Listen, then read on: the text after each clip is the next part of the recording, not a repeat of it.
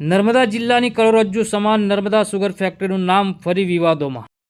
નમસ્કાર, નર્મદા સુપરફાસ્ટ ન્યૂઝમાં આપનું હાર્દિક સ્વાગત છે.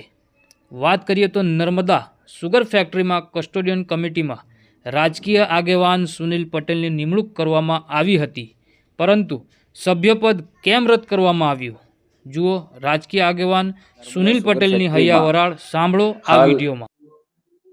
સરકાર દ્વારા નિમાયેલી કસ્ટોડિયન કમિટી છે અને કસ્ટોડિયન કમિટીમાં જ્યારે સરકાર નિમતી હોય છે ત્યારે ભારતીય જનતા પાર્ટીની સરકાર હોય એટલે પાર્ટીના કાર્યકર્તાઓને નિમતી હોય છે અને એ જે કસ્ટોડિયન કમિટીના સભ્યો હતા, લગભગ 5 લોકો હાલ કસ્ટોડિયન કમિટીમાં ચાલુ હતા અને છઠ્ઠા કસ્ટોડિયન કમિટી તરીકે મારી નિમણૂક કરવામાં આવી હતી.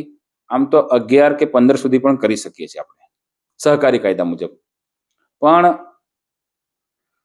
મને ખબર નથી પડી, મને કારણ સમજાયું નથી કે મારી નિમણૂક કેમ રદ કરવામાં આવી. ચોક્કસ એ વાત તમારી થોડી મને લાગે છે અને ચોક્કસ વાત છે એ.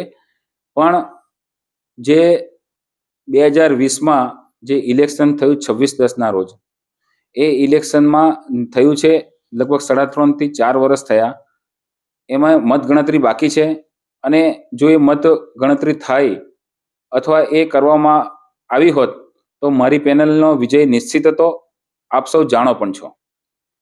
પણ મારા સાથે અગાઉથી જે ષડયંત્ર કરવામાં આવ્યા છે, મારી કારકિર્દી પર રોક લગાવવાનું જે કામ કરી રહ્યા છે, એવા ઘનશ્યામભાઈ પટેલ જ્યારે પણ આ પ્રકારનું કંઈક આમ જોઈએ તો આપણે તેઓની એક અગાઉથી અનેક કાર્યકર્તાઓના કેરિયર સાથે અને કારકિર્દી સાથે છેડા કરવાની એમની ટેવ છે અને એ ટેવને લઈને તેઓએ આ ષડયંત્રનો હું એક ભોગ બનેલો છે એવું મને લાગે છે.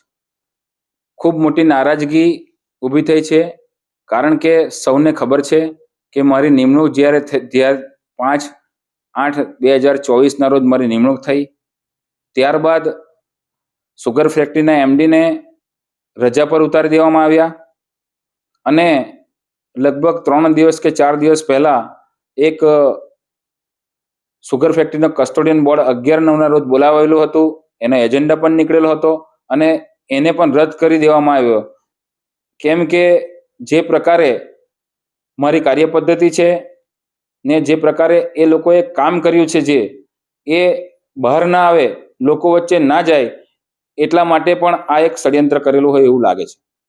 અને પ્રદેશ કક્ષાએથી આનો નિર્ણય જે થયો છે, એ નિર્ણયને ચોક્કસ મને ન્યાય મળશે, એવો થશે એવી પણ મને પૂરો વિશ્વાસ છે. તેના સહકાર અને ગૃહમંત્રી અમિતભાઈ શાહ સાહેબ, અમારા આમ કે આદર્શ નેતા, તેઓ દ્વારા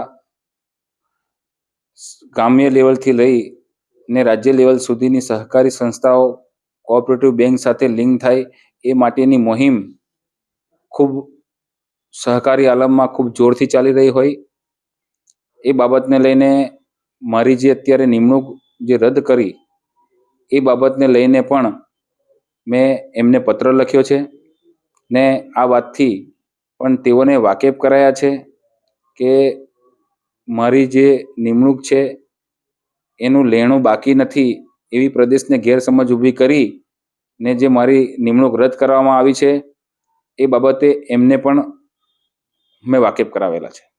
ને મને ચોક્કસ ખબર છે, ચોક્કસ વિશ્વાસ છે કે એમાં મને ન્યાય મળશે. સુનિલભાઈ પટેલ, ગુજકો માર્શલમાં ડાયરેક્ટર છું, ડિસ્ટ્રિક્ટ કોઓપરેટિવ બેંકમાં ડાયરેક્ટર છું